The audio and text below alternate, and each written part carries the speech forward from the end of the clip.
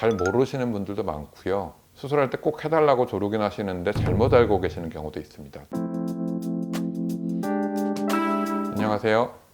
래퍼의 성형외과 원장 박지현입니다. 오늘의 주제는 쌍꺼풀 수술과 눈매 교정입니다.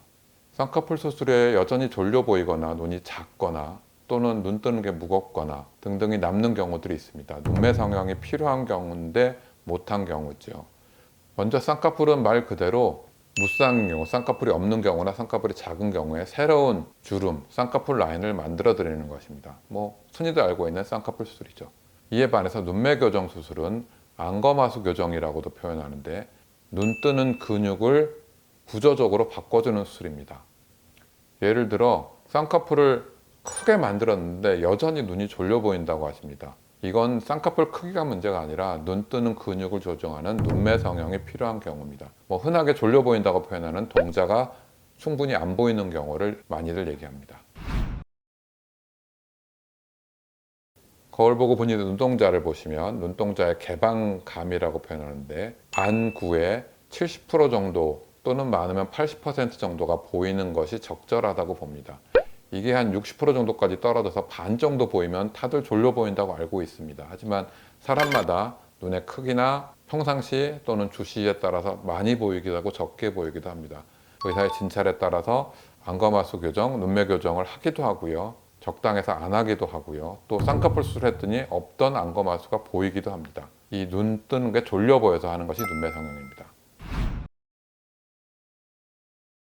타고나길 눈 크게 다른 경우도 있고요. 피부 처짐이 다른 경우도 있습니다. 이런 것들은 쌍꺼풀로 어느 정도 교정이 가능합니다. 하지만 자세히 보시면 눈썹 높이도 다릅니다. 이마 근육을 쓰기도 하고 안 쓰기도 하고요. 이런 눈썹 높이나 이마 근육은 눈 뜨는 힘의 영향에 더 관여를 합니다. 쌍꺼풀 크기로 조절이 되는 것이 아니라 눈 뜨는 힘까지 밸런스를 양쪽을 다르게 맞춰줘서 모양을 만듭니다. 이런 경우도 눈매 성형이 필요합니다. 보통 눈이 작아서 쌍꺼풀 수술을 많이 하죠. 무쌍인 경우에 쌍꺼풀만으로도 눈이 많이 커집니다. 하지만 이것만으로도 좀 모자란 경우는 쌍꺼풀 라인이 아니라 눈 자체를 조금 더 크게 만들기 위해서 인위적으로 눈매 성형을 하기도 합니다. 또 다른 케이스는요, 중년 여성 또는 나이가 더 많이 드신 분의 경우 쌍꺼풀 수술하려고 봤더니 한쪽만 눈이 떨어져 있는 경우들 많습니다. 본인들은 잘 모르고 계시거나 알고 있는데 그냥 무시하고 사시는 경우들 많죠. 노인성 안검하수라고 그럽니다. 자세히 여쭤보면 젊었을 때는 아니었다, 괜찮았다 그러십니다. 나이가 들면 누구나 기력이 떨어지고 힘이 떨어집니다. 눈 뜨는 근육도 마찬가지죠. 이게 양쪽이 똑같이 떨어지는 경우도 있지만 한쪽이 먼저 떨어집니다. 오른쪽이든 왼쪽이든 한쪽이 힘없이 떨어져 있습니다. 나이가 들어 생기는 일이고요. 이런 경우는 상안검 수술, 나이 들어서 하는 쌍꺼풀 수술을 할 때 눈매 성형을 같이 꼭 해줘야 됩니다. 대부분 라인을 만드는 것으로 알고 있습니다. 눈매 성형은 이 라인을 만드는 것이 아니라 만들어진 라인을 위로 당기는 수술입니다. 눈을 떴다 감았다 하는 근육이 있는데 이 뜨는 근육을 직접적으로 묶어주거나 실을 걸어서 힘을 보충을 해줍니다. 그러면 눈 뜰 때 조금 더 잘 떠지고 편하게 떠집니다.